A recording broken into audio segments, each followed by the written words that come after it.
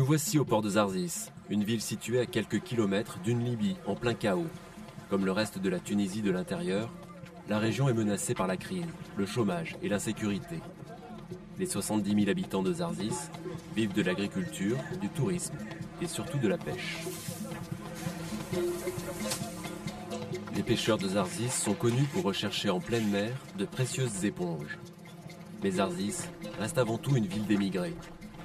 40 000 d'entre eux vivent en France et aujourd'hui les jeunes veulent partir, même sans papier, comme leurs aînés.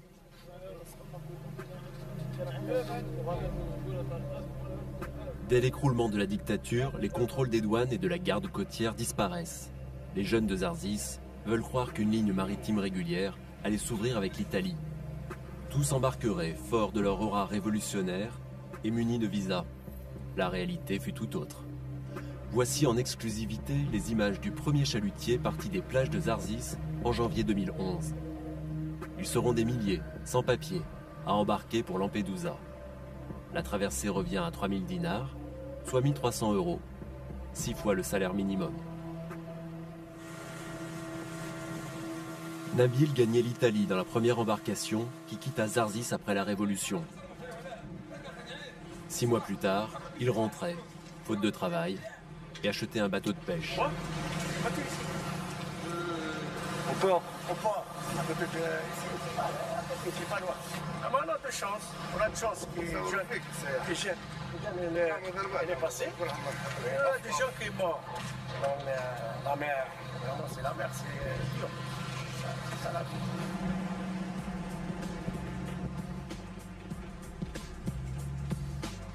Voici un des patrons de pêche qui transporta des sans-papiers vers l'Italie et qui est devenu depuis un des véritables parrains du port de Zarzis.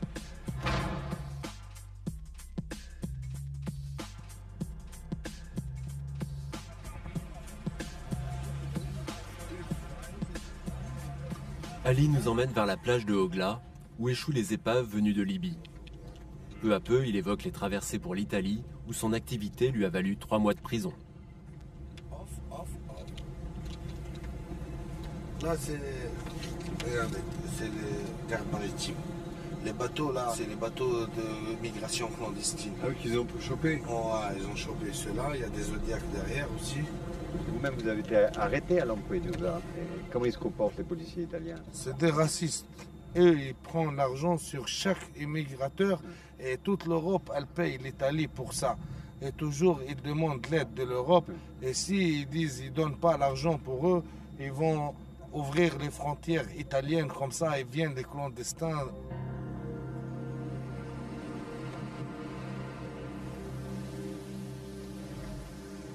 Et voilà, c'est un bateau qui s'est cassé. Tout le monde était mort.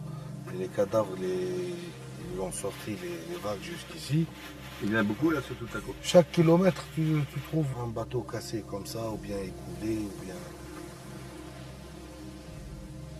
Les Libyens, ils mettent les Syriens et les Noirs dans les bateaux. Déjà surcharge, en plus que ça, sans capitaine, sans un connaisseur qui connaît la mer. Il leur donne ni boussole, ni GPS, ni rien. Il leur dit, vas-y comme ça, c'est l'Italie. Et eux, ils ne savent pas, ils voient la lumière sur Zarzis ou sur l'île de Djerba ou quelque chose, ils rentrent ici. Ou bien vivants, ou bien morts. Dans tous les cas, ils ne vont pas arriver en Italie.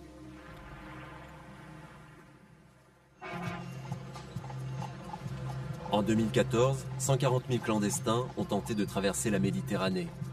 Beaucoup en Syrie et en Afrique n'ont pas d'autre choix.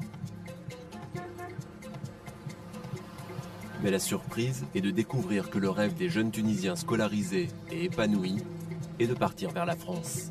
Et cela avec la bénédiction de leurs parents.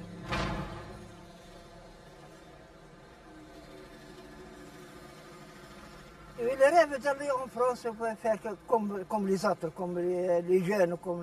Mais lui, c'est encore petit. Il ne peut pas aller en France.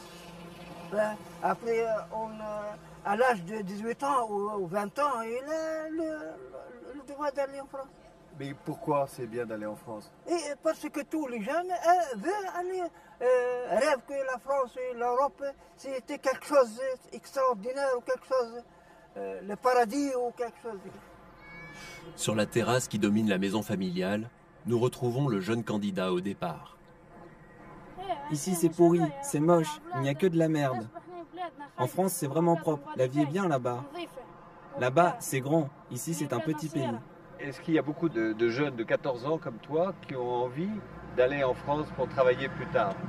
Oui, il y a plusieurs enfants de mon âge qui sont partis en France. J'ai même un ami qui est rentré avec ses papiers régularisés. Ici à Zarziz, ceux qui sont partis en bateau sont tous arrivés. Personne n'est mort, ils sont tous arrivés là-bas. Quel genre de travail tu voudrais faire en France? Je ferai n'importe quoi. On n'a pas d'argent. Alors tu pars quand? Je ne sais pas, quand Dieu voudra.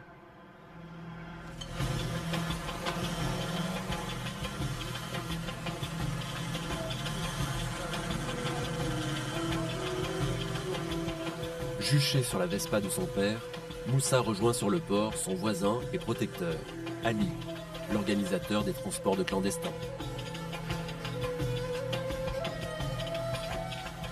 Lui, il a 4 frères, un père qui travaille maçon, qui est payé par 10 € par jour.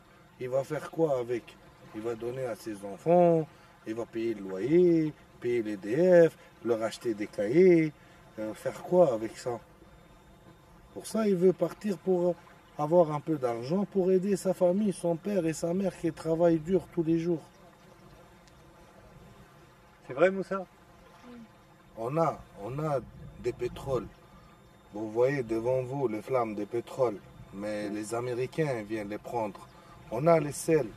Les bateaux, là, ils viennent chercher les sels tous les jours. Ils viennent charger les sels Côte-Uzal pour aller en France. Mais dans la pêche et dans le tourisme, il n'y a pas du travail? Il y a du travail, mais c'est payé 200 dinars, c'est 100 € par mois.